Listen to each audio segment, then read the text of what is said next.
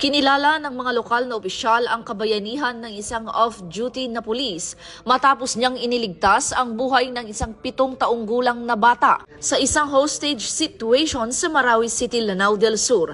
Ayon sa pulisya, nagja-jogging lamang si Police Senior Master Sergeant Soher Sulaiman nang mapansin ang isang lalaking humablot sa bata at nagbabanta sa kanyang buhay kapalit ang pera.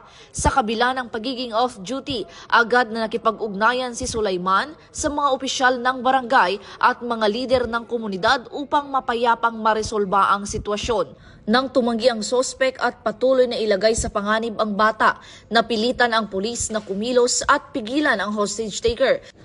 Dahilan upang mailigtas ang biktima at agad na isinugod sa ospital. Hinimok ng mga opisyal ng ProBar na parangalan ang pulis, patunay ng bagong PNP para sa bagong Pilipinas, serbisyong mabilis, tapat at nararamdaman.